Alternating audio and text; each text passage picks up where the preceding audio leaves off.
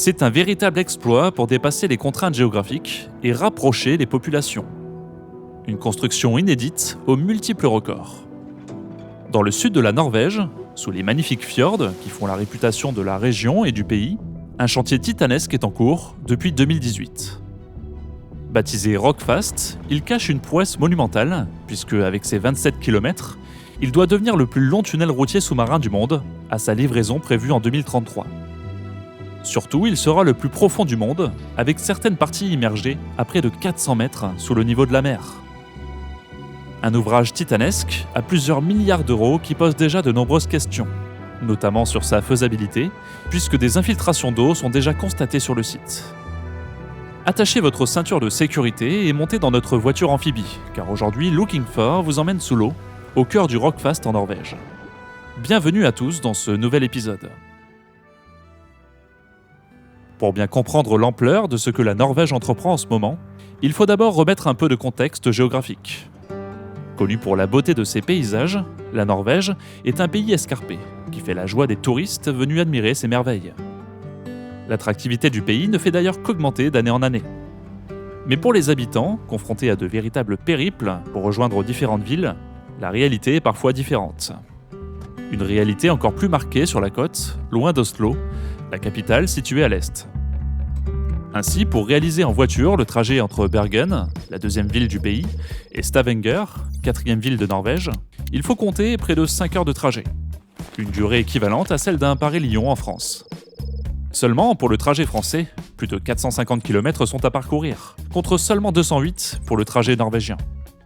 Une différence notable qui s'explique géographiquement, puisque entre Bergen et Stavanger, il est aujourd'hui obligatoire d'utiliser des ferries, ce qui ralentit considérablement le voyage.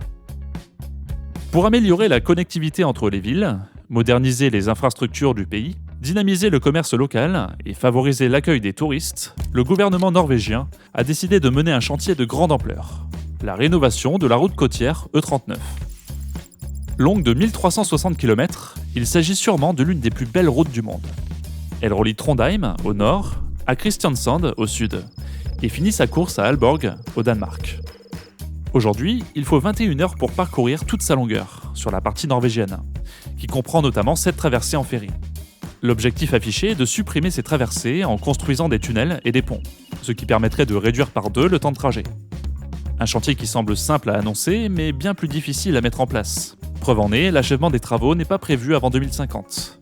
Et pour un budget global se chiffrant à plus de 40 milliards de dollars. Et parmi ces innovations d'ampleur, une œuvre phare, sans doute la plus ambitieuse et la plus technique, le Rogaland Fastforbindelse, aussi baptisé Rockfast, ou littéralement lien fixe du Rogaland. Ce tunnel doit prendre place entre Randaberg, localité située au nord de Stavanger, et Boken. Un point stratégique de la liaison entre Stavanger et Bergen, actuellement marqué par un passage en ferry, pour traverser les fjords de Boknafjorden et de Kvitsøyfjorden. Ce tunnel, construit sous l'autorité de l'Agence publique des routes norvégiennes, passera par l'île de Kvitsøy, accueillant la ville du même nom. Une sortie du tunnel sera d'ailleurs spécialement conçue pour permettre de rejoindre cette ville, qui est d'ailleurs la plus petite municipalité de Norvège. Le tunnel devrait améliorer significativement la connectivité le long de la côte ouest norvégienne, en créant une liaison plus rapide et plus fiable entre les régions de Stavanger et de Haugesund, promet Anne Brittmann, l'une des chefs de projet chez Skanska, l'entreprise qui réalise la partie nord du tunnel et la plus profonde. Selon elle, le tunnel permettrait de gagner environ 40 minutes de trajet entre les deux villes. Surtout, fini les files d'attente et les contraintes liées aux horaires de ferry, qui ne fonctionnent pas la nuit, et la dépendance aux conditions climatiques. Si la future route risque d'avoir une vue moins charmante, elle aura l'avantage d'être ouverte 24 heures sur 24 et 7 jours sur 7. De même, la logistique pour les transports routiers de fret sera améliorée. Un gain de temps qui ne se fera pas sans effort. Au total, le Rockfast doit mesurer 26,7 km. S'il est loin des records ferroviaires, il deviendra ainsi le plus long tunnel routier au monde. Il détrônera un autre tunnel norvégien, celui de Lardal, qui mesure 24,5 km et relie Lardal à Årland. Il a ouvert en 2000, après 50 travaux, et surtout des décennies de discussions politiques avant de prendre la décision de construire ce tunnel important de l'axe routier qui relie les deux plus grandes villes du pays. Celui-ci traverse un massif montagneux à travers 2 fjords. Un ouvrage particulièrement ingénieux, avec notamment près de 18 aires de retournement, permettant au conducteur d'opérer un demi-tour. Ce tunnel est d'ailleurs en passe de s'imposer comme une attraction touristique à part entière grâce à son éclairage. En effet, l'aurore boréale artificielle vient éclairer les 3 grandes aires de retournement du site, contribuant à la magie des lieux. Un effort qui n'est pas unique en Europe. Le vieux continent multiplie les projets pharaoniques pour permettre une meilleure circulation des hommes et des marchandises. Je vous mets ici le lien de ma vidéo que j'ai réalisée récemment sur 2 grands projets en cours, visant à redessiner la carte de l'Europe. Mais revenons un peu au Rockfast. Celui-ci sera constitué de 2 tubes, chacun doté de 2 voies de circulation, entièrement destinées au trafic routier, avec des passerelles de sécurité tous les 500 mètres et des points d'accès d'urgence, permettant l'évacuation d'un tube à l'autre en cas d'incident. Cette construction hors norme possédera entre autres 17 bâtiments techniques, 154 postes de secours et 38 galeries transversales servant de voies d'évacuation et de sauvetage entre les tubes du tunnel. Chaque tube fera un peu plus de 10 mètres de diamètre. Le tunnel utilisera également un système de ventilation longitudinale alimenté par des ventilateurs jet-fan, spécialement conçus pour la ventilation des tunnels et le désenfumage en cas d'incendie. Des sorties et des entrées d'air seront réparties tout le long du parcours, et notamment au milieu du tunnel. Ici, 2 immenses puits de ventilation verticaux sont creusés, d'une profondeur d'environ 230 mètres et d'un diamètre respectif de 8,60 m et 9,40 m. Ces puits, ainsi que plusieurs tunnels de ventilation, évacuent l'air vicié d'un puits et font entrer de l'air frais dans le tunnel par l'autre puits. C'est aussi à cet endroit que se trouvera une merveille d'ingénierie, un double rond-point souterrain, permettant de relier un autre tunnel menant à l'île de Gvitsoy. Dans cette section, la pente maximale atteindra 7%, tandis que dans le reste du tunnel, elle sera limitée à environ 5%. Cela signifie qu'on descend de 7 mètres tous les 100 mètres dans cette jonction. À cet endroit précis, le tunnel se trouvera à 266 mètres sous le niveau de la mer, et l'infrastructure ira encore plus bas, jusqu'à 392 mètres, ce qui en fera le tunnel routier le plus profond du monde. Pour donner un ordre de comparaison, le tunnel sous la Manche, reliant l'Angleterre à la France, mesure 50 km, avec une section sous-marine de 38 km. Mais il est beaucoup moins profond, puisqu'il descend seulement à 75 mètres sous le niveau de la mer. À l'heure actuelle, aucun tunnel routier ne descend d'ailleurs en dessous de 300 mètres de profondeur. Mais pourquoi descendre aussi bas, me direz-vous? Juste pour battre un record? Eh bien, pas vraiment. Contrairement à d'autres projets de même envergure en Europe, le Rockfast est creusé à l'explosif et foré directement dans la roche solide, plutôt que construit à l'aide d'éléments de tunnels préfabriqués. Il est donc creusé sous l'eau, dans la roche, et non posé au fond du fjord. Aussi, une règle stricte est appliquée: conserver au moins 50 mètres de roche entre l'eau et le tunnel. Une méthode utilisée par la Norvège pour garantir la stabilité et la durabilité sous la pression de l'eau. Cette méthode choisie pose de nombreuses questions et difficultés. Par exemple, on estime à 8,5 millions de mètres cubes la quantité de roche qui devra être extraite pour mener à bien ce chantier. Même si les travaux auront des conséquences sur l'environnement, la Norvège, l'un des plus gros exportateurs de pétrole au monde, souhaite s'inscrire dans une démarche écologique.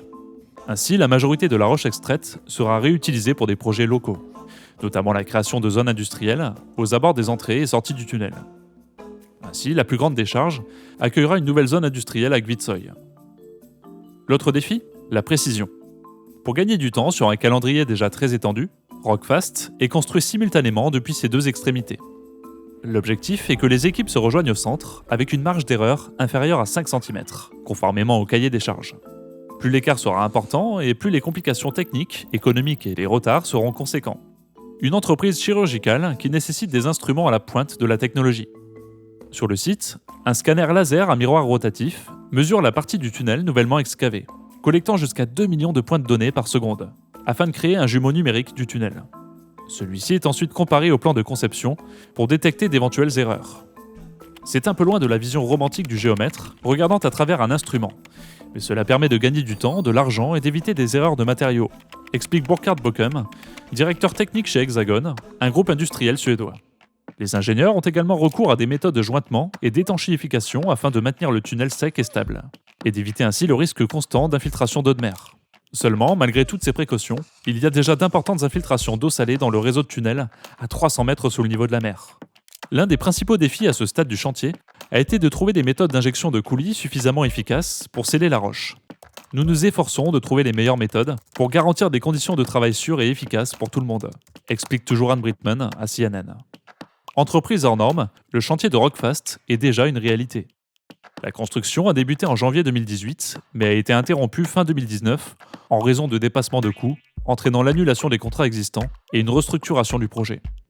La crise du Covid a aussi mis à l'arrêt le projet pendant de longs mois. Les travaux ont repris fin 2021.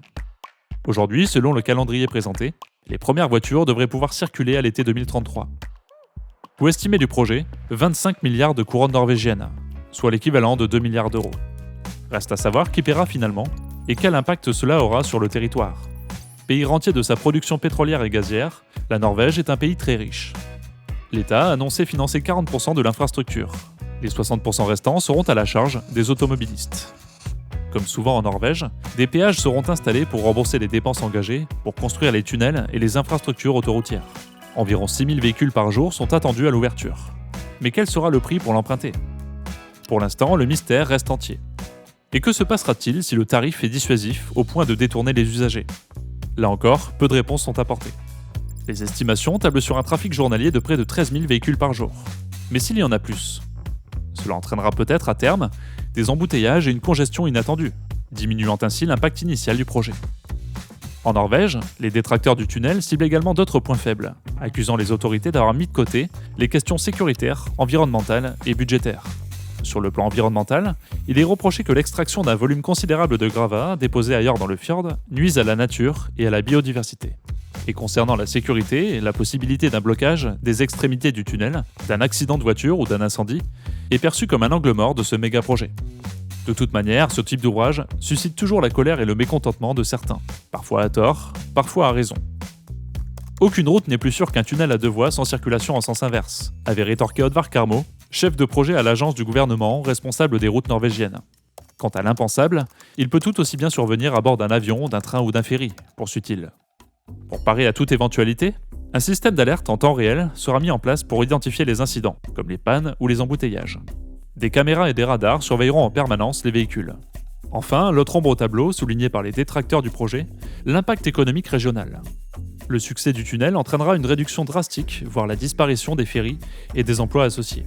Et pour cause, le but ultime du projet Rockfast, dans le plan de modernisation de la route côtière E39, est de supprimer toutes les traversées en ferry d'ici 2050. Toutefois, les autorités mettent en avant la création future d'emplois pour l'exploitation et la maintenance de cette infrastructure, ainsi que les retombées économiques potentielles liées à l'arrivée de nouvelles industries dans la région, avec le développement de zones industrielles aux 2 extrémités du tunnel. En attendant, le projet continue sa route.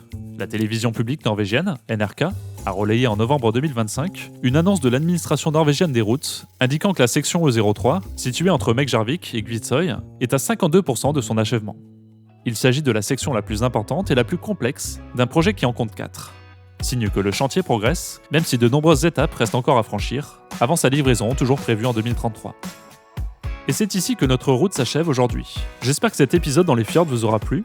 Comme toujours, n'hésitez pas à me dire ce que vous pensez de ce projet en commentaire, et n'hésitez pas à vous abonner à la chaîne pour ne rien rater de l'actualité des méga projets. En attendant le prochain épisode, je vous dis à très vite sur Looking For.